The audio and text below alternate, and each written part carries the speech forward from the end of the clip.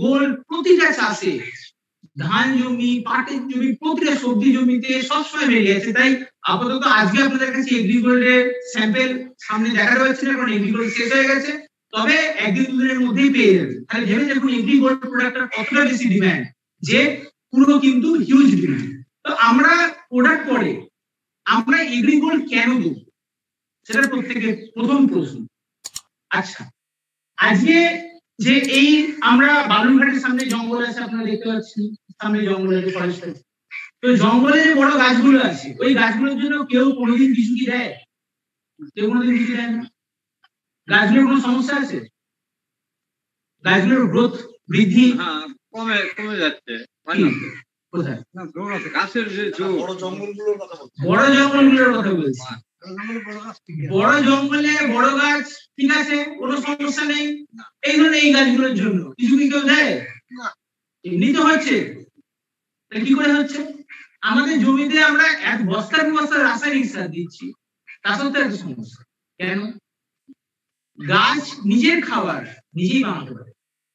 আমরা আজকে গাছকে যে ইউরিয়া, পটাশ, ডিএপি, 10-20 যা দিচ্ছি না কেন, বাচ্চাকে যেরকম চামচে করে কমপ্লেন হরলিক্স বোনপিটার বাচ্চা হয় খাইয়ে দেয়, আর কিছু বাচ্চা আছে এমনি বাইরে খেলে বেড়ায়, এমনি খেয়ে হচ্ছে বেশি শক্তি হয়।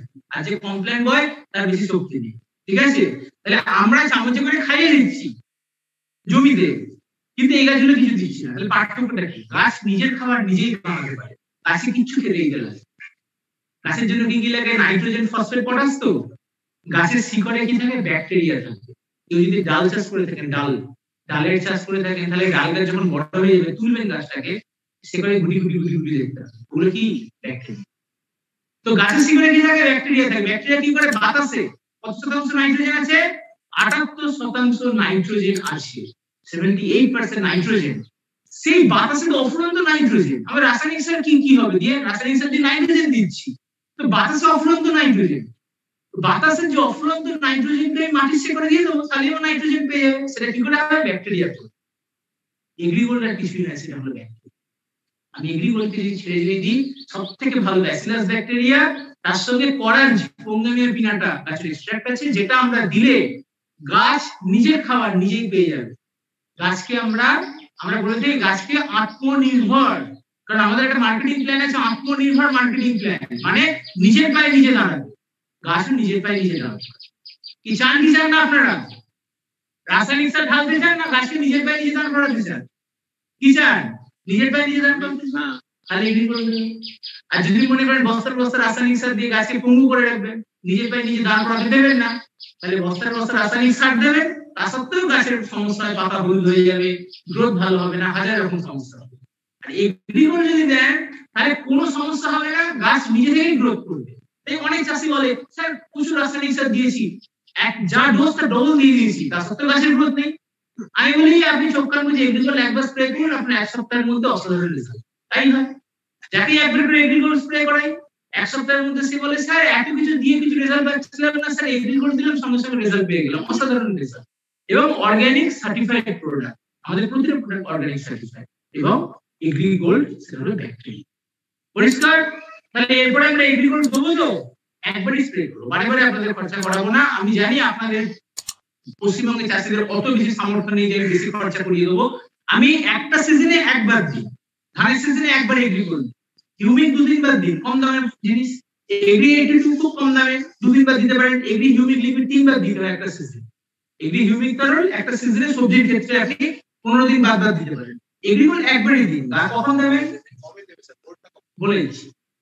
গাছটা যখন একটু বড় হয়ে গেছে, গাছের বয়স যখন 30 দিন, এই মাঝামাঝি অবস্থায় চলে গেছে, মানে একটু বেশ শক্তিশালী, একদম ছোট অবস্থায় গোল্ড দেবেন না, কারণ সেই অবস্থায় ব্যাকটেরিয়াকে যদি ছেড়ে দিই, সেই ব্যাকটেরিয়া গুলো গাছের শিকড় ধরতে পারবে না। শিকড় তো সবাই ছোট্ট, শিকড়ে ধরতে পারবে না। তাই গাছের শিকড় আর একটু বড় হয়েছে, সেই অবস্থায় গোল্ড স্প্রে করলে যে তার মিডিয়া গাছের শিকড় সেটার মধ্যে চলে ধরতে পারে।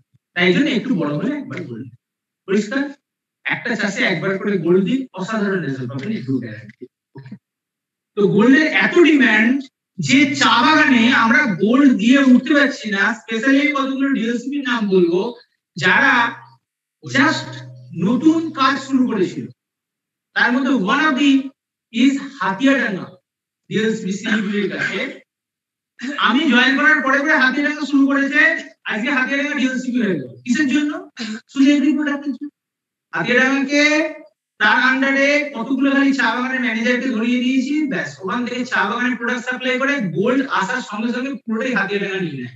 আমাকে শিলিগুড়ির যে ম্যানেজার সে বলছে যা এসছে সবই হাতিয়াডাঙ্গা চাইছে, এতটাই হাতিয়াডাঙ্গা ডিএলসিপি অলরেডি এ হয়ে গেল।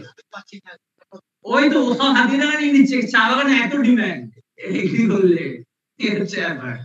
ঠিক আছে, তো চা বাগানে এখন কি হচ্ছে আমাদের, আপনারা জানেন যে চা বাগানে চা পাতার ফলন কমে যাচ্ছে, হচ্ছে চা বাগানে যারা দিচ্ছে অসাধারণ রেজাল্ট হচ্ছে। এবং আপনারাও আপনাদের ড্রাগন ফ্রুটে দিন, আপনারা ধান চাষে দিন, পাটে দিন, যে কোনো ফসলে দিন, অসাধারণ রেজাল্ট হবে। ওকে, এই হচ্ছে